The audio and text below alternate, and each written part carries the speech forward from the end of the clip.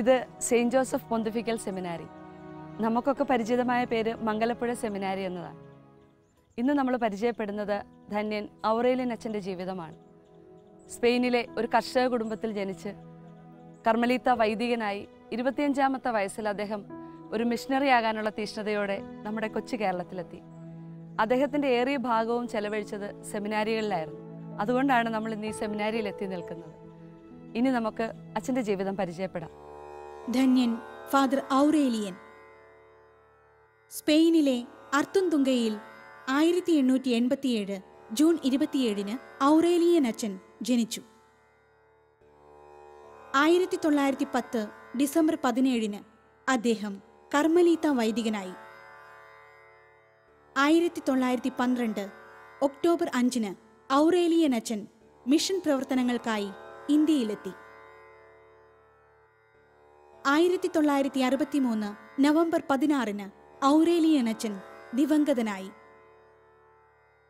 1999 March 25 father Aurélien ധന്യനായി പ്രഖ്യാപിക്കപ്പെട്ടു. സെമിനാരി ഇഷ്ടമായോ? നേരത്തെ വന്നിട്ടുണ്ടോ ഇവിടെ? ഇല്ല അല്ലേ? ആദ്യമായിട്ട് വലിയ കോമ്പൗണ്ട്, നിറയെ ചെടികൾ. ഇത് കേരളത്തിലെ 2ാമത്തെ സെമിനാരിയാണ്. ഔറേലിയൻ അച്ഛൻ്റെ അവസാനത്തെ വർഷങ്ങൾ ഇവിടെയാണ് ചെലവഴിച്ചത്. സെമിനാരി റെക്ടറായിരിക്കുമ്പോഴാണ് ഔറേലിയൻ അച്ഛൻ മരിക്കുന്നത്. നമുക്ക് ഈ പൂക്കളുടെയൊക്കെ നടുവിൽ കുറച്ച് സമയം ഇരുന്നാലോ?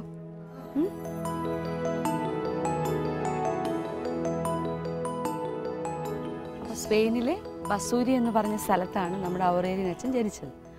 ആ നാട്ടിലെ ജനങ്ങളുടെ തൊഴിൽ കൃഷിയായിരുന്നു. ഔറേലിയൻ അച്ഛൻ്റെ അപ്പച്ചൻ നല്ലൊരു കൃഷിക്കാരനായിരുന്നു. വീട്ടിൽ 8 മക്കളാണ്. ആദ്യത്തെ പുത്രനായിരുന്നു നമ്മുടെ ഔറേലിയൻ അച്ഛൻ. ചെറുപ്പത്തിലേ ഉള്ള പേര് പെട്രോ എന്നായിരുന്നു. കേട്ടിട്ടുണ്ടോ അങ്ങനത്തെ പേര്? പെട്രോ.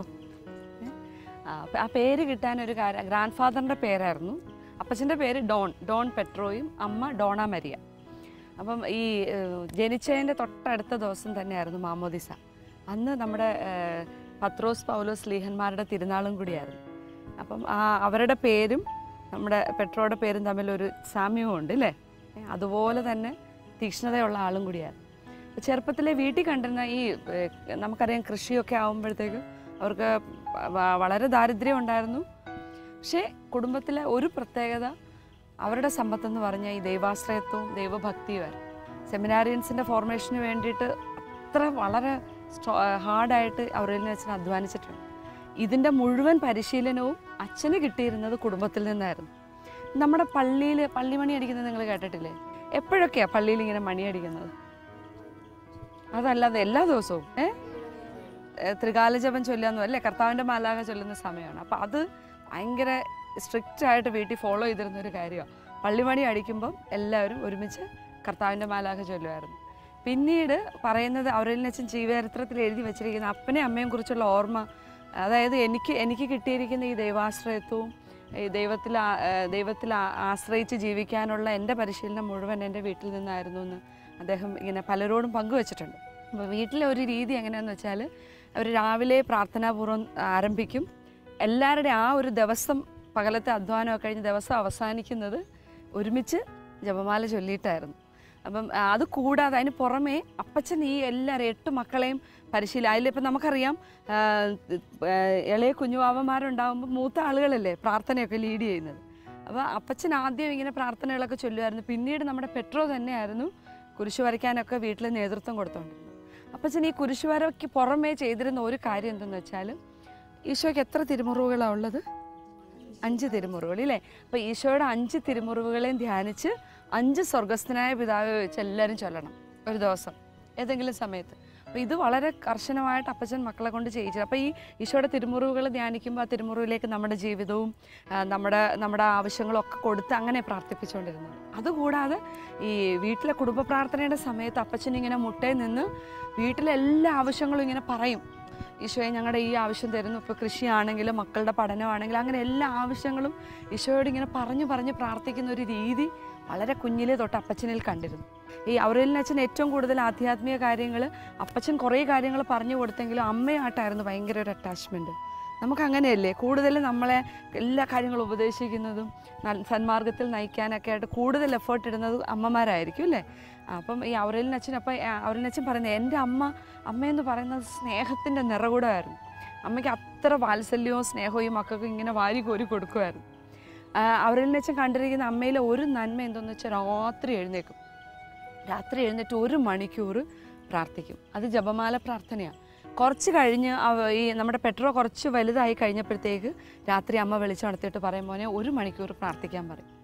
അപ്പോൾ ഇത് വളരെ കുഞ്ഞിലേ തൊട്ട് ഈ രാത്രി എഴുന്നേറ്റ് ഈ 1 മണിക്കൂർ പ്രാർത്ഥന, ഇത് ഔറേലിയൻ അച്ഛൻ സെമിനാരി വന്ന് സ്പിരിച്വൽ ഡയറക്ടർ ആയി കഴിഞ്ഞപ്പോഴത്തേക്ക് സെമിനാരിയിൽ ഇത് സ്റ്റാർട്ട് ചെയ്തു.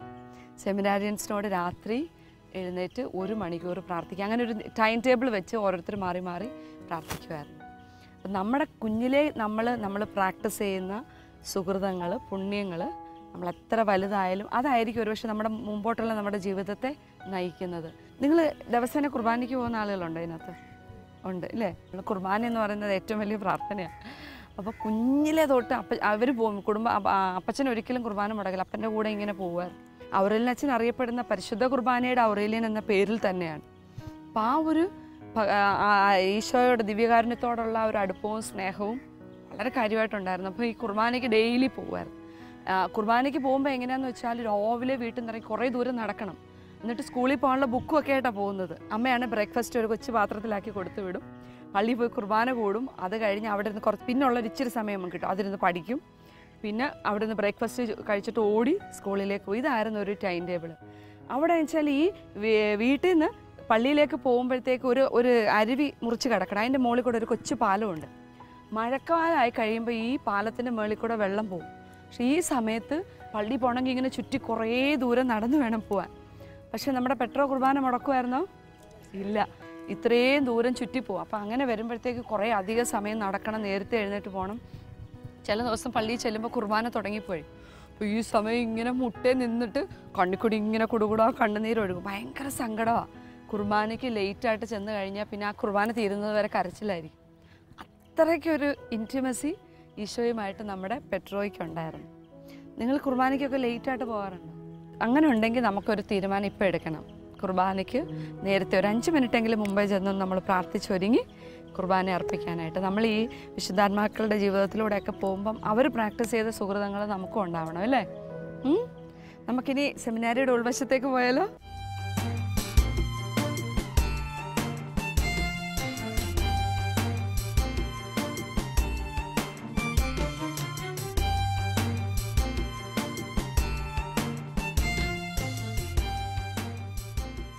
ബിൽഡിംഗ് ഒക്കെ ശ്രദ്ധിച്ചായിരുന്നോ? ഉണ്ടോ? പഴയ മോഡലിലുള്ള ബിൽഡിംഗ് അല്ലേ ഇത്. ഈ മംഗലപ്പുഴ സെമിനാരിയുടെ ബ്ലെസ്സിങ് 1950 മെയ് 31 അപ്പോൾ ഈ മംഗലപ്പുഴ സെമിനാരി വരുന്നതിന് മുമ്പ് കേരളത്തിൽ ആദ്യത്തെ സെമിനാരി ഏതാണെന്നറിയാമോ? പുത്തമ്പള്ളി അല്ലേ. വരാപ്പുഴ പുത്തമ്പള്ളി സെമിനാരിയിലേക്കാണ് നമ്മുടെ ഔറേലിയൻ അച്ഛൻ എത്തുന്നത്. അച്ഛൻ കേരളത്തിലെത്തുമ്പോൾ അച്ഛന് 25 വയസ്സായിരുന്നു പ്രായം. ഈ ചെറുപ്പത്തിലെ കുഞ്ഞായിരിക്കുമ്പോൾ ഈ പള്ളിയിൽ പോകുമ്പോഴും ജപമാല ചൊല്ലുമ്പോഴും പ്രാർത്ഥിക്കുമ്പോഴും എല്ലാം മനസ്സിലിട്ടുകൊണ്ട് നടന്ന ഒരേ ഒരു ആഗ്രഹം എന്തായിരുന്നിരിക്കും? വൈദികനാകുക എന്നുള്ളത് അല്ലേ. അപ്പം നിങ്ങൾ സാധാരണ അച്ഛന്മാരെയൊക്കെ കണ്ടാൽ എന്താ ചെയ്യുന്നത്? സ്തുതി കൊടുക്കും അല്ലേ. അപ്പോൾ ഈ നമ്മുടെ ഔറേലിയൻ അച്ഛൻ എന്താ ചെറുപ്പത്തിലുള്ള പേര്? പെട്രോ ചെയ്തിരുന്ന എന്താണെന്ന് വെച്ചാൽ എവിടെയെങ്കിലും അച്ഛന്മാരിങ്ങനെ വരുന്ന കണ്ടു കഴിഞ്ഞാൽ അത് റോഡാണോ ഏത് സ്ഥലമാണേലും പള്ളിമുറ്റത്തോ അങ്ങനെ ഒന്നും നോക്കത്തില്ല. റോഡിലാണെങ്കിൽ പോലും ഓടി അച്ഛൻ്റെ മുമ്പിൽ ചെന്നിട്ട് ഇങ്ങനെ മുട്ടുകുത്തി കൈ ഇങ്ങനെ പിടിച്ച് ചുംബിക്കുമായിരുന്നു. അത്രയ്ക്കൊരു ആദരവായിരുന്നു വൈദികരോട്. വിശുദ്ധ ഫ്രാൻസിസ് അസീസി വൈദികരെ കുറിച്ച് പറഞ്ഞിരിക്കുന്നത് എന്താണെന്നറിയാമോ? അസീസി പറയുന്നത് ഇങ്ങനെയാണ്: എനിക്കെതിരെ ഒരു പുരോഹിതനും മാലാഖയും ഒരുമിച്ച് വന്നാൽ ഞാൻ ആദ്യം പുരോഹിതനെ വണങ്ങും. മാലാഖയല്ല, ആദ്യം പുരോഹിതനെ വണങ്ങും. അത്രയ്ക്കും വില ദൈവസന്നിധിയിൽ പൗരോഹിത്യത്തിനുണ്ട്. അത് വിശുദ്ധ ഫ്രാൻസിസ് അസീസി തിരിച്ചറിഞ്ഞിരുന്നു. അതുകൊണ്ട് നമ്മൾ അച്ഛന്മാർക്ക് ഒരു കുടുംബത്തിലൊരു അച്ഛൻ എന്നൊക്കെ പറയുന്നത് അത് വലിയൊരു ബ്ലെസ്സിങ് അല്ലേ. അപ്പോൾ പെട്രോയ്ക്ക് ഈ ചെറുപ്പം മുതലേ വൈദികരോടുള്ള ഈ ഒരു ആദരവ് സ്നേഹവും ഉണ്ട്. അപ്പോൾ ആ ഒരു സീരിയസ്നെസ് സെമിനാരിയിൽ നിന്നും അനേകം വൈദിക വിദ്യാർത്ഥികളെ ഫോർമേഷൻ കൊടുക്കുമ്പോഴും ഒക്കെ ഈ ഒരു ചിന്ത മനസ്സിലിട്ടുകൊണ്ടായിരുന്നു അദ്ദേഹം പരിശീലനം കൊടുത്തിരുന്നത്. നിങ്ങൾക്കൊക്കെ ബെസ്റ്റ് ഫ്രണ്ട്സ് ഉണ്ടോ? ഉണ്ട് അല്ലേ. എല്ലാവർക്കും ഉണ്ടോ ബെസ്റ്റ് ഫ്രണ്ട്സ്? ബെസ്റ്റ് ഫ്രണ്ട്സിൻ്റെ അടുത്ത് നമ്മൾ നമ്മുടെ എല്ലാ കാര്യങ്ങളൊക്കെ ഓപ്പണായിട്ട് ഷെയർ ചെയ്യും. അപ്പം നമുക്ക് നമ്മുടെ പെട്രോയ്ക്ക് ഒരു ബെസ്റ്റ് ഫ്രണ്ട് ഉണ്ടായിരുന്നു, പേര് റെമോൺ എന്നായിരുന്നു. അപ്പോൾ റെമോണിൻ്റെ അച്ഛനും കൃഷിപ്പണിയായിരുന്നു. രണ്ടുപേരും ഒരുപോലെ പാവപ്പെട്ട വീട്ടിലെ അംഗങ്ങളായിരുന്നു. അപ്പോൾ ഇവർ രണ്ടുപേരും അങ്ങോട്ടും ഇങ്ങോട്ടും എപ്പോഴും ഷെയർ ചെയ്യുമായിരുന്നു വൈദികനായി തീരണം. അത് അന്നത്തെ കാലത്ത് കർമ്മലീത്ത സഭയിലെ വൈദികരായി തീരണമെന്നായിരുന്നു ഇവർ രണ്ടുപേരുടെ ആഗ്രഹം. ഈ ആഗ്രഹം ഉള്ളതുകൊണ്ട് തന്നെ പിന്നീട് ഇവർ അവധി ദിവസങ്ങളിൽ ഈ കർമ്മലീത്ത വൈദികർ ഭിക്ഷ തേടിപ്പോവും, വീടുകൾ തോറും ചെന്ന് ഭിക്ഷ. അത് ഇവർ ദാരിദ്ര്യവും എളിമയും പരിശീലിക്കുന്നതിൻ്റെ ഒരു ഭാഗം കൂടിയായിരുന്നു. അപ്പോൾ ഈ നമ്മുടെ പെട്രോയും റെമോണും കർമ്മലീത്ത അച്ഛന്മാരുടെ കൂടെ പോയി എല്ലാ വീടുകളിലും പോയി ഇങ്ങനെ ഭിക്ഷ യാചിക്കുമായിരുന്നു. അതൊരു ദാരിദ്ര്യ അരൂപീതയിൽ ഉറച്ചു നിൽക്കാനുള്ളൊരു അങ്ങനെ ഒരു ഫോർമേഷൻ ആ ഒരു കാലഘട്ടത്തിൽ കിട്ടി. അത് കഴിഞ്ഞ് സെമിനാരിയിലൊക്കെ പോകണം. പഠനമൊക്കെ കഴിഞ്ഞപ്പോഴത്തേക്ക് ചെന്ന് അപ്പച്ചനോട് പറഞ്ഞു എനിക്ക് സെമിനാരി പോകണം. അപ്പം അപ്പനത് ഒട്ടും അങ്ങോട്ട് ഉൾക്കൊള്ളാൻ പറ്റിയില്ല. അപ്പൻ ഒരുപാട് പ്രാർത്ഥിപ്പിക്കുന്ന ആളായിരുന്നു, മുടങ്ങാതെ പള്ളിയിൽ കൊണ്ടുപോകും. പക്ഷെ അപ്പൻ്റെ ആഗ്രഹം, അപ്പച്ചൻ്റെ മൂത്ത മോനെ അപ്പനെ പോലെ അപ്പൻ്റെ കാലം കഴിഞ്ഞ കുടുംബം നോക്കേണ്ട ആൾ, നീ കൃഷിപ്പണിയിലേക്ക് തന്നെ വേണം, നീ ഇപ്പോൾ സെമിനാരി പോകുന്നതിനെ കുറിച്ചൊന്നും ആലോചിക്കേണ്ട, എന്തായാലും വേണ്ടാന്ന് പറയും.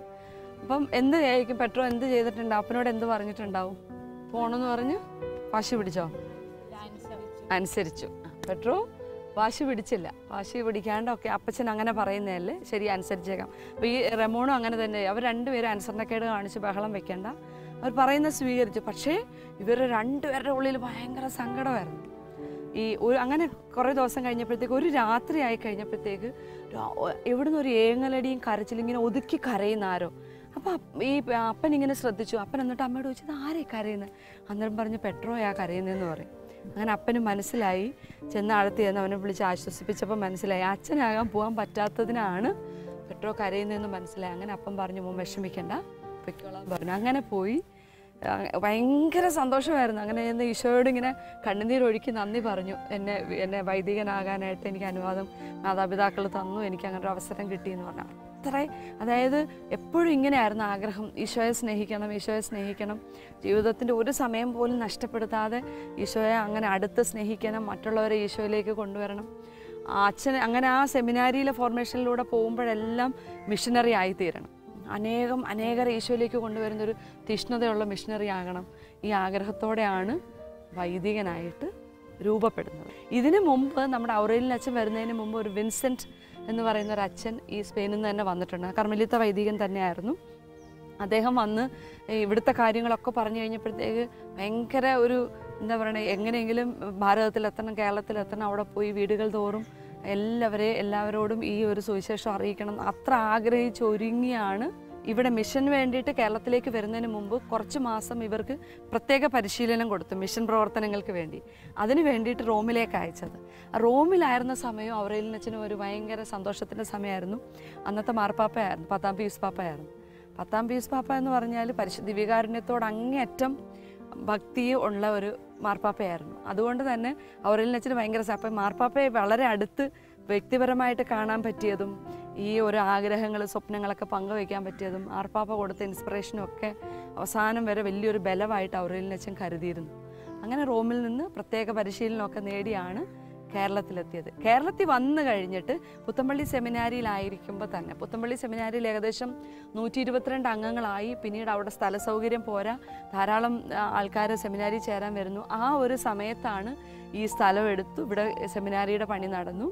അത് കഴിഞ്ഞിട്ടാണ് ഈ 1950 ഇവിടേക്ക് അദ്ദേഹം വരുന്നത്. ഏകദേശം 38 വർഷം ഔറേലിയൻ അച്ഛൻ സേവനം അനുഷ്ഠിച്ചിരുന്നത് അവിടെ പുത്തമ്പള്ളി സെമിനാരിയിലായിരുന്നു. ബാക്കി ഉണ്ടായിരുന്ന കാലഘട്ടമാണ് ഇവിടെയായിരുന്നത്.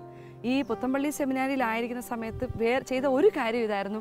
എൻ്റെ നേരത്തെ പറഞ്ഞില്ലേ, വീട്ടിലിങ്ങനെ പ്രാർത്ഥിക്കുമായിരുന്നു, അമ്മ രാത്രി ഉണർത്തി.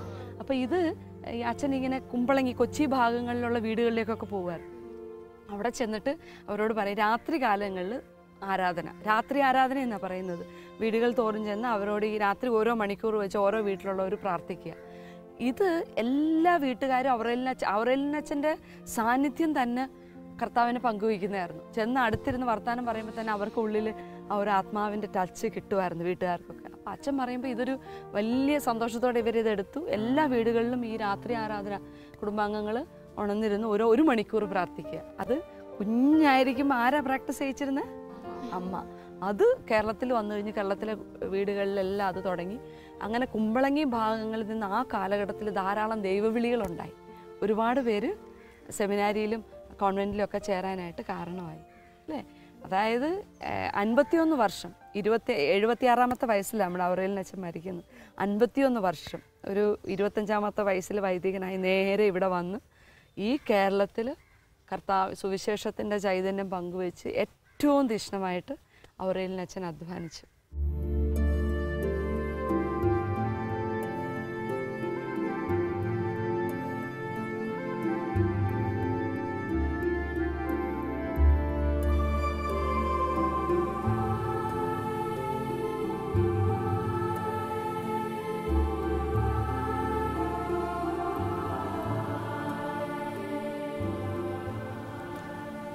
നിങ്ങൾ ആ പുറകിൽ എഴുതിയിരിക്കുന്ന ശ്രദ്ധിച്ചായിരുന്നോ?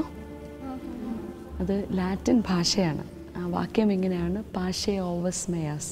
അതിൻ്റെ അർത്ഥം എൻ്റെ ആടുകളെ മേയ്ക്കുക. ഇത് സെമിനാരി അല്ലേ? അപ്പോൾ ഓരോ വൈദികനും ആടുകളെ മേയ്ക്കുന്ന ഇടയനാണെന്നല്ലേ വചനം പറയുന്നത്. അപ്പോൾ അതുകൊണ്ടാണ് ആ വാക്യം അവിടെ എഴുതി വച്ചിരിക്കുന്നത്. ഈ പള്ളി മുഴുവൻ നിങ്ങൾ ശ്രദ്ധിച്ചോ? ഇത് ഏത് സ്റ്റൈലിലുള്ള ഇതിൻ്റെ ഒരു സ്ട്രക്ചറും കൺസ്ട്രക്ഷൻ ഏതൊരു സ്റ്റൈലാണ്? ഗോത്തിക് സ്റ്റൈൽ എന്ന് പറയും. വളരെ പൗരാണികമായിട്ടുള്ളൊരു സ്റ്റൈലാണ്. ഔറേലിയൻ അച്ഛൻ ഇവിടെ ആയിരിക്കുന്ന സമയത്താണ് ഈ ചാപ്പലിൻ്റെ പണി കഴിപ്പിക്കുന്നത്. അച്ഛൻ്റെ ഒരു ഐഡിയ ഇതിനകത്ത്, ഇതിൻ്റെ ഒരു കൺസ്ട്രക്ഷൻ, ഇതിൻ്റെ ഒരു ഡിസൈനിനകത്തുണ്ട്. ഇത് ശ്രദ്ധിച്ചായിരുന്നോ? മനസ്സിലായില്ലല്ലേ? അത് പ്രസംഗപീഠമാണ്. നമ്മളിത് പഴയ പള്ളികളിലെ പ്രസംഗപീഠം ഇപ്പോൾ ഉണ്ടാവത്തുള്ളൂ. അതായത് നേരത്തെ ഇന്നത്തെ പോലെ സൗണ്ട് സിസ്റ്റമോ മൈക്കോ ഒന്നുമില്ല.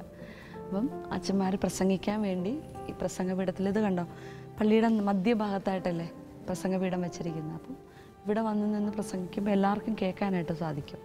അതുകൊണ്ട് പഴയ പള്ളികളിലെല്ലാം ഇങ്ങനെ പ്രസംഗപീഠം ഉണ്ടായിരുന്നു. നമ്മളിപ്പോൾ സെമിനാരിയുടെ മുകളിലെത്തി.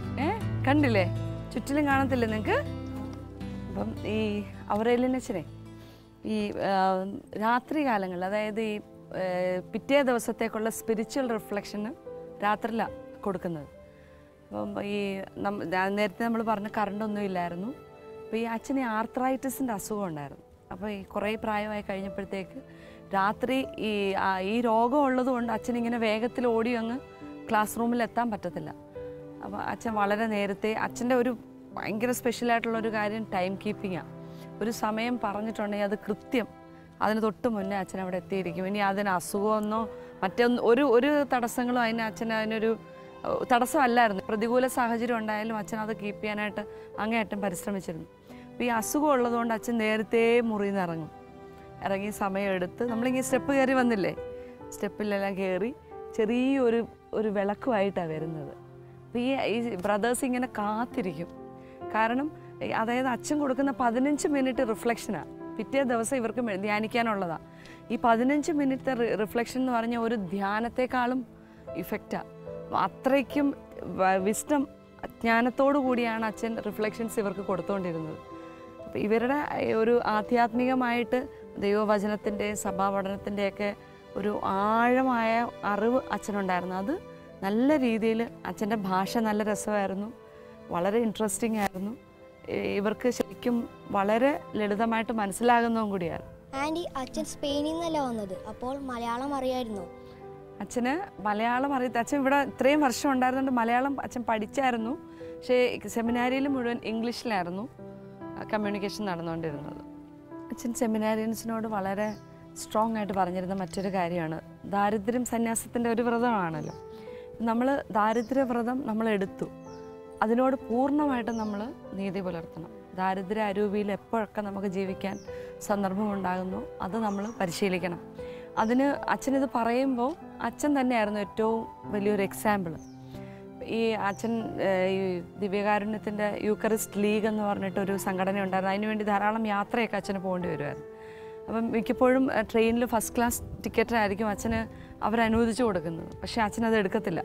അച്ഛനത് തേർഡ് ക്ലാസ്സിലായിരിക്കും അച്ഛൻ്റെ യാത്ര പോകുന്നത്. പിന്നെ കൊച്ചിയിലായിരിക്കുന്ന സമയത്ത് എവിടെയെങ്കിലുമൊക്കെ ടാക്സിയിലും എങ്ങനെയെങ്കിലുമൊക്കെ പോകേണ്ടി വന്നിട്ടുണ്ടെങ്കിൽ അച്ഛൻ അത് ഉപേക്ഷിച്ച് ലൈൻ ബസ്സിലും പോകുമായിരുന്നു.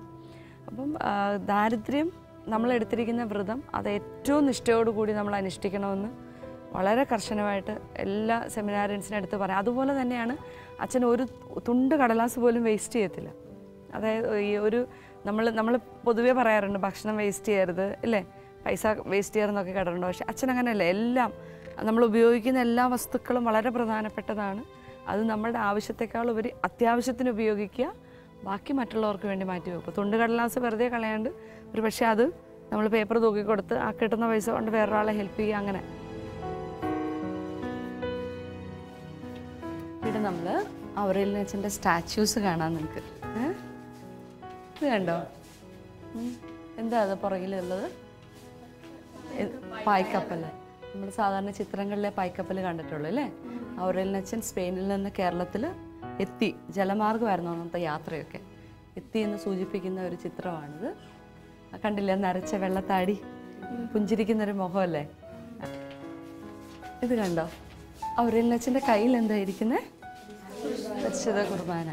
അച്ഛൻ അറിയപ്പെട്ടിരുന്നത് തന്നെ, അച്ഛൻ്റെ പേര് father Aurelian of the blessed sacrament എന്നാണ് അച്ഛൻ അറിയപ്പെട്ടിരുന്നത്.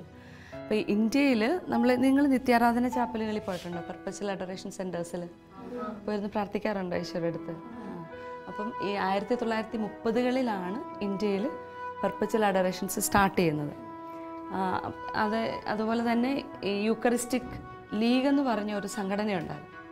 അതിൻ്റെ നാഷണൽ വൈദികരുടെ നാഷണൽ ഡയറക്ടറായിട്ട് അച്ഛൻ കുറേ നാൾ സേവനം അനുഷ്ഠിച്ചിരുന്നു. അപ്പോൾ ഇതിൻ്റെ ഭാഗമായിട്ട് ദിവ്യകാരുണ്യ കോൺഗ്രസ്സുകൾ സംഘടിപ്പിക്കും. അങ്ങനെ 1937 മദ്രാസിൽ ഒരു നാഷണൽ യൂക്കറിസ്റ്റിക് കോൺഗ്രസ് ഉണ്ടായിരുന്നു. അപ്പോൾ അതിൻ്റെ ഫുൾ കോർഡിനേഷൻ അച്ഛനായിരുന്നു. ഈ ഔറേലിയൻ അച്ഛൻ വളരെ ഒരു സംഘടനാ പാഠവും നല്ല രീതിയിൽ കാര്യങ്ങളെല്ലാം ഓർഗനൈസ് ചെയ്യാനും കോർഡിനേറ്റ് ചെയ്യാനും ഭയങ്കര കപ്പാസിറ്റി ഉള്ള ഒരാളായിരുന്നു. അങ്ങനെ ഇന്ത്യയുടെ പല ഭാഗങ്ങളിലും പല സംസ്ഥാനങ്ങളിലൊക്കെ പോയി എല്ലായിടത്തും ഇടവകകൾ കേന്ദ്രീകരിച്ച് രൂപതാ തലത്തിൽ ഈ ഒരു പരിശുദ്ധ കുർബാനയോടുള്ള ഭക്തി വർദ്ധിപ്പിക്കാൻ, ആ പരിശുദ്ധ കുർബാനയിലേക്ക് ജനങ്ങളെ, വിശ്വാസികളെ കൂട്ടിക്കൊണ്ടുവരാനായിട്ട് ധാരാളം കാര്യങ്ങൾ അച്ഛൻ ചെയ്തിട്ടുണ്ട്. ഇത് അച്ഛന് സുഖമില്ലാണ്ട് എറണാകുളം ജനറൽ ആശുപത്രി ഇരിക്കുന്നതിൻ്റെ ഒരു ചിത്രമാണ്. അച്ഛന് ഈ മഞ്ഞപ്പിത്തം ബാധിച്ച് അങ്ങനെ ഹോസ്പിറ്റലിൽ എത്തുന്നത്, കുറേ ദിവസം അവിടെ കിടന്നു. അപ്പം അവിടെ ചെന്ന് കഴിഞ്ഞപ്പോഴത്തേക്ക് അച്ഛൻ ഇത്രയും വളരെ ഫേമസ് ആയിട്ടുള്ള ഒരാളാണ്. അപ്പോൾ അവർ റൂം കൊടുക്കാമെന്ന് പറഞ്ഞു ഹോസ്പിറ്റലുകാർ. അപ്പോൾ ഇവിടെ നിന്നുള്ള ആളുകൾ ഇൻസിസ്റ്റ് ചെയ്ത് അച്ഛന് കുറച്ചുകൂടെ ബെറ്റർ കെയർ കിട്ടാൻ വേണ്ടിയിട്ട്. പക്ഷേ അച്ഛൻ പറഞ്ഞു എനിക്ക് റൂം വേണ്ട, ഞാൻ വാർഡിൽ കിടന്നോളാമെന്ന് പറഞ്ഞു. അപ്പോൾ ബാക്കിയുള്ള രോഗികൾക്കൊപ്പം വാർഡിൽ അവരിലൊരാളെ പോലെ അങ്ങനെ ആ ഒരു ലാസ്റ്റ് മൊമെൻറ്റും അച്ഛൻ്റെ ലൈഫിൽ ആ ഒരു ലാളിത്യം മാറ്റാതെ അങ്ങനെയായിരുന്നു അച്ഛൻ. ഈ ഹോസ്പിറ്റലുമായിട്ട് ബന്ധപ്പെട്ട് പറയുമ്പോഴത്തേക്ക് ഒരു രോഗിക്ക് വേണ്ടി അച്ഛൻ പ്രാർത്ഥിച്ച് സൗഖ്യം കിട്ടിയ ഒരു അത്ഭുതം, അതൊരു മിറക്കിളായിരുന്നു. അതായത് അച്ഛൻ ഈ സെമിനാറിലായിരിക്കുന്ന സമയത്ത് അച്ഛൻ്റെ കൂടെ ഉണ്ടായിരുന്ന വേറൊരു സക്രിയാസ് അച്ഛനുണ്ട്. അച്ഛനും വിദേശത്തുനിന്ന് വന്നതായിരുന്നു. അച്ഛന് സുഖമില്ലാണ്ടായി വെല്ലൂർ ക്രിസ്ത്യൻ മെഡിക്കൽ കോളേജിൽ കിടക്കുന്ന സമയത്ത് ഔറേലിയൻ അച്ഛനാണ് ബൈസ്റ്റാൻഡറായിട്ട് പോയത്. അപ്പോൾ അവിടെ തൊട്ടടുത്ത മുറിയിൽ ഡൽഹിയിൽ നിന്ന് വന്നൊരു ഫാമിലി, അവർക്കൊരു കുട്ടിയുള്ള ഒരു പെൺകുട്ടിയാണ്, 8 വയസ്സുള്ള കുട്ടി. അതായത് ഒരു മാരകമായ രോഗം വന്നിട്ട് ട്രീറ്റ്മെൻ്റ് ഒന്നും ഏക്കാതായി ആ കൊച്ചു മരിച്ചു പോകുന്നു. ഡോക്ടേഴ്സ് കംപ്ലീറ്റ് അതിനെ കൈയൊഴിഞ്ഞു. അപ്പോൾ ഈ മാതാപിതാക്കൾ ഒത്തിരി അങ്ങ് തകർന്ന് വല്ലാത്തൊരവസ്ഥയിലാണ്. ഈ സമയത്ത് അടുത്ത ഈ സക്കറിയാസ് അച്ഛൻ്റെ കൂടെ ബൈസ്റ്റാൻഡറായിട്ട് നിൽക്കുന്ന ഔറേലിയൻ അച്ഛനിൽ ഇവർക്ക് എന്തോ ഒരു പ്രത്യേകത തോന്നി. അച്ഛൻ്റെ ഈ നരച്ച താടിയും അച്ഛൻ്റെ ആ ഒരു ശാന്ത പ്രകൃതവും. അപ്പോൾ ഇവർക്കിങ്ങനെ തോന്നുകയാണ് ഈ അച്ഛനോട് പ്രാർത്ഥിച്ചു കഴിഞ്ഞാൽ കൊച്ചിന് എന്തെങ്കിലും വ്യത്യാസം വരും. അങ്ങനെ ഇവർക്ക് ഈ അപ്പനും അമ്മയ്ക്കും തോന്നിയൊരു വിശ്വാസത്തിൽ നിന്ന് വിവരങ്ങളെല്ലാം പറഞ്ഞു, കുഞ്ഞ് മരിക്കും. അപ്പോൾ അച്ഛൻ പറഞ്ഞു വിഷമിക്കണം. അവരെ ആശ്വസിപ്പിച്ചിട്ട് അച്ഛൻ ചെന്ന് ഈ കട്ടിലിൽ കിടക്കുന്ന കുഞ്ഞിൻ്റെ തലയിൽ കൈവച്ച് പ്രാർത്ഥിച്ചു. എന്ത് സംഭവിച്ചിട്ടുണ്ടാവും? കൊച്ചിന് ഹീലിംഗ് കിട്ടി. അത് കഴിഞ്ഞ് അവർ പിന്നീട് അച്ഛൻ്റെ അടുത്ത് എന്താ പറയുക, അത് കഴിഞ്ഞ് തൊട്ടടുത്ത ദിവസം തൊട്ട് ഈ കൊച്ചിന് വലിയ വ്യത്യാസം വന്നു തുടങ്ങി. ഇവർ പോരുന്നതിന് മുമ്പ് തന്നെ ആ കൊച്ചു ലൈഫിലേക്ക് തിരിച്ചു വന്നതായിട്ട് അച്ഛനത് കണ്ട് ആ ഫാമിലിയുടെ സന്തോഷം കണ്ടിട്ട് അച്ഛൻ കേരളത്തിലേക്ക് തിരിച്ചു പോകുന്നത്. അപ്പം അച്ഛൻ എവിടെ ചെന്നാലും അത് ഏത് ആവശ്യത്തിന്, ഇപ്പോൾ അവിടെ വേണേൽ ബൈസ്റ്റാൻഡറായിട്ട് പോയി അച്ഛൻ വേണേൽ അത് നോക്കിയിട്ട്, പക്ഷേ ബാക്കിയുള്ളവരോട് വേദനിക്കുന്നവരോട് അച്ഛൻ അവരെ നോക്കി ചിരിച്ചതോ അല്ല അവരോട് എന്തെങ്കിലും വർത്താനം പറഞ്ഞതോ ഒക്കെ ആയിരിക്കാം അവർക്ക് അച്ഛനിലേക്ക് ഒരു താല്പര്യം തോന്നാനിടയായത്. അപ്പോൾ നമ്മൾ എവിടെയായിരുന്നാലും ഈശോയെ പങ്കുവെക്കുക എന്നുള്ളതാണ് നമ്മളുടെ എല്ലാവരുടെയും. അച്ഛൻ്റെ മാത്രമാണ് ആ ഉത്തരവാദിത്വം ഇല്ല, നമ്മളെല്ലാവരും സുവിശേഷം പങ്കുവെക്കേണ്ടവരാണ്. അങ്ങനെ ആവത്തില്ലേ നമ്മളെല്ലാവരും?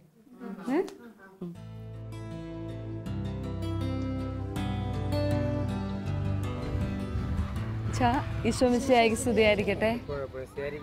ഇത് തോമസ് അച്ഛൻ. അച്ഛൻ്റെ ഫുൾ നെയിം തോമസ് ഒലാട്ടുപുറം. അച്ഛൻ സെമിനാരി പ്രൊഫസറാണ്. നമ്മുടെ ഔറേലിയനച്ഛൻ്റെ കാനനൈസേഷൻ പ്രോസസ്സിൻ്റെ വൈസ് പോസ്റ്റലേറ്ററാണ്. അച്ഛൻ ഞങ്ങൾ കാർമൽഗിരി സെമിനാരിയിലൊക്കെ പോയിരുന്നു. അച്ഛൻ ഈ ഔറേലിയനച്ഛൻ്റെ ജീവിതം വളരെ കാര്യമായിട്ട് പഠിച്ചിട്ടുണ്ട്. തീർച്ചയായിട്ടും ഔറേലിയനച്ഛൻ്റെ ലൈഫിൽ ധാരാളം സുഹൃതങ്ങളുണ്ടെങ്കിലും അച്ഛനെ ഏറ്റവും അധികം സ്വാധീനിച്ച കാര്യമൊന്ന് പറയാമോ? ഞങ്ങളുടെ മുൻപേ കടന്നുപോയ ധനിന ഔറേലിയനച്ഛൻ്റെ ശിഷ്യന്മാരും കൂടെ ജീവിച്ചവരും പങ്കുവെച്ച അദ്ദേഹത്തിൻ്റെ ജീവിതത്തിൽ നിന്നും ചരിത്രത്തിൽ നിന്നുമൊക്കെ കണ്ടെത്തുമ്പോൾ ഏറ്റവും കൂടി എന്നെ ആകർഷിച്ചിട്ടുള്ള അദ്ദേഹത്തിൻ്റെ എളിമയെന്ന പുണ്യം. എല്ലാവരോടും സൗമ്യമായിട്ട് പെരുമാറാൻ കഴിയുന്ന ഒരു ജീവിതശൈലി. ആ എളിമ കൊണ്ട് തന്നെയാണ് അച്ഛന് ഇത്രയധികം വളർന്നിട്ടുള്ളത്. അത് പരിശുദ്ധ അമ്മയുടെ എളിമ പോലെ തന്നെ എല്ലാവരോടും ജീവിതം ദാനമാണെന്ന് കണ്ടുകൊണ്ട് അത് പങ്കുവയ്ക്കാൻ കഴിയുന്നൊരവസ്ഥയാണ് എളിമ എന്നുള്ളത്. ദൈവത്തിന് നന്ദി പറഞ്ഞ് ജീവിക്കുന്നത്, അതാണ് ഏറ്റവും കൂടുതൽ എന്നെ ആകർഷിച്ചിട്ടുള്ളത്. ജീവിതത്തിൽ മനസ്സിലാക്കുമ്പോൾ വളരെ കുഞ്ഞിലേ തൊട്ട് ഈ ഒരു ഈശോയോടുള്ള വലിയ വ്യക്തിബന്ധത്തിലും നന്മകളിലും ഒക്കെയാണ് വളർന്നത്. ഇവർക്ക് ഈ കൊച്ചു കൂട്ടുകാർക്ക് പ്രാക്ടീസ് ചെയ്യാവുന്ന നന്മ അച്ഛൻ ഒന്നും പറയുമായിരുന്നു നല്ലതായിരുന്നു. ഏറ്റവും വലിയ നന്മയും പുണ്യവും അത് തന്നെയാണ്. ദൈവത്തിന് ഏറ്റവും ഇഷ്ടപ്പെട്ട ഒരു പുണ്യം അത് തന്നെയാണ്. അതായത് എളിമ, അല്ലേ?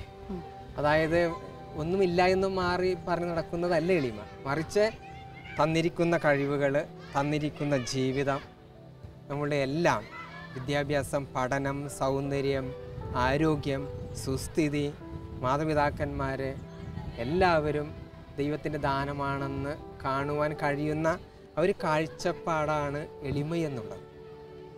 എല്ലാ തലങ്ങളും ദൈവത്തെ നമ്മൾ അംഗീകരിക്കുന്ന ഒരവസ്ഥ, അതാണ് നമ്മൾ ജീവിതത്തിലേക്ക് കൊണ്ടുവരേണ്ടത്. അതായത് നിങ്ങൾ ജീവിക്കുമ്പോൾ നിങ്ങൾ നല്ല നല്ല കഴിവുകൾ ദൈവത്തിന് ദാനമായിട്ട് കാണുക. നിങ്ങളുടെ ഉയർച്ചകളിൽ ദൈവത്തിൻ്റെ കരങ്ങളുണ്ടെന്നുള്ള ആ ഒരു മനോഭാവവും അവബോധവും കൊണ്ടുവരിക. മുതിർന്നവരോട് എല്ലാം ദൈവത്തിന് ദാനമായിട്ട് കണ്ടുകൊണ്ട് ദൈവത്തിൻ്റെ സാന്നിധ്യവും ദൈവത്തിൻ്റെ അനുഗ്രഹവുമാണ് അവരെന്ന് കണ്ടുകൊണ്ട് അവരോട് ഇടപഴകുക എന്നുള്ളത്. എളിമയെന്നത് ജീവിതത്തിലുണ്ടെങ്കിൽ ദൈവം നമ്മൾ ഉയർത്തും. നമ്മളുടെ പ്രതീക്ഷകളെക്കാൾ ഒത്തിരിയായിട്ട് ദൈവം നമ്മൾ ഉയർത്തും.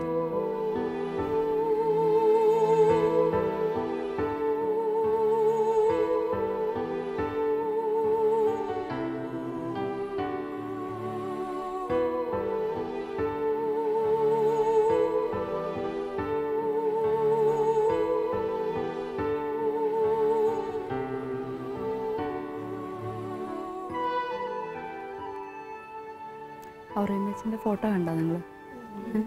ഇതാണ് കബറിടം. ഈ പള്ളി മഞ്ഞുമേൽ അമലോത്ഭവ മാത പള്ളിയാണ്. അപ്പോൾ ഈ OCD ഫാദേഴ്സ് ഇവിടെ സെമിനറി ഉണ്ട്, വൈദികരുണ്ട്, സെമിനാറി വിദ്യാർത്ഥികളൊക്കെ ഉണ്ട്. അപ്പം ഔറേലിയനച്ഛൻ 1912 ഇവിടെ വന്നത്. 51 വർഷം അച്ഛൻ ഇവിടെ ജീവിച്ചു. 1963 അച്ഛൻ മരിക്കുന്നത്. അപ്പോൾ ഈ മരണത്തിന് മുൻപ്, അതായത് ഈ അച്ഛൻ കേരളത്തിലെത്തി പുത്തമ്പള്ളി സെമിനാരിയിലായിരിക്കുന്ന സമയത്ത് 1929 അച്ഛൻ്റെ ലൈഫിലൊരു പ്രധാനപ്പെട്ട ദൈവിക ഇടപെടലുണ്ടായി. അച്ഛന് വസൂരി രോഗം വന്നു. രോഗം വന്നിട്ട് അച്ഛൻ വളരെ ക്രിട്ടിക്കൽ സ്റ്റേജിലായി. അച്ഛൻ മരിച്ചു പോകുന്നുള്ള സ്ഥിതിയിലായി. അച്ഛൻ അന്ത്യകുദാശയൊക്കെ കൊടുത്തു. അപ്പം എല്ലാവരും ഓർത്തു അച്ഛൻ മരിച്ചു പോകും. പക്ഷേ അവിടുന്ന് അച്ഛനെ കർത്താവ് തിരിച്ച് ലൈഫിലേക്ക് കൊണ്ടുവന്നു. പിന്നീട് അച്ഛനിലൂടെ കുറേയധികം നന്മകൾ ലോകത്തിൽ സംഭവിക്കാനുണ്ടായിരുന്നു. അനേകരെ ഈശോയുടെ സ്നേഹത്തിലേക്ക് കൊണ്ടുവരാനുണ്ടായിരുന്നു. കർത്താവിൻ്റെ ഒരു വലിയ ഒരു പദ്ധതിയായിരുന്നു അത്. അപ്പം 63 അച്ഛൻ മരിക്കുന്ന സമയത്ത് നമ്മൾ പോയില്ലേ, മംഗലപ്പുഴ സെമിനാരിയിലായിരുന്നു. അച്ഛൻ ആദ്യം അടക്കം ചെയ്തത് അവിടെയാണ്. അത് കഴിഞ്ഞ് ഈ ഒരു കാനനൈസേഷൻ, ഈ ഒരു പ്രോസസ്സിൻ്റെ ഭാഗമായിട്ട് അവിടുന്ന് ഭൗതിക അവശിഷ്ടങ്ങൾ കൊണ്ടുവന്ന് ഇവിടെ അടക്കം ചെയ്തത് 2000 അപ്പോൾ ഇവിടെ ധാരാളം ആൾക്കാർ ഇപ്പോൾ ഇവിടെ വന്ന് പ്രാർത്ഥിക്കാറുണ്ട്. നമ്മളെ ഓരോരുത്തരെയും കുറിച്ച് ഈശോയ്ക്ക് വളരെ ബ്യൂട്ടിഫുള്ളായിട്ടുള്ള പദ്ധതിയുണ്ട്, അല്ലേ? ഈശോയുടെ പദ്ധതിയാണ് നമ്മുടെ ഓരോരുത്തരുടെയും ജീവിതത്തിലും നിറവേറേണ്ടത്. അപ്പം ദൈവഹിതം അനുസരിച്ച് നമ്മൾ ജീവിക്കണം. ആ ഒരു ഇൻറ്റൻഷനോടൊപ്പം എല്ലാ ലോകത്തിലുള്ള എല്ലാ വൈദികരെയും, എല്ലാ സെമിനാരി ഫോർമേഷനിലായിരിക്കുന്ന ബ്രദേഴ്സിനെയും ഓർത്ത് ഈ സമയം നമുക്ക് പ്രാർത്ഥിക്കാം. തീർച്ചയായിട്ടും ഔറേലിയനച്ഛൻ നമുക്ക് വേണ്ടി സ്വർഗത്തിലിരുന്ന് പ്രാർത്ഥിക്കുന്നുണ്ട്. പ്രാർത്ഥിക്കാം നമുക്ക്.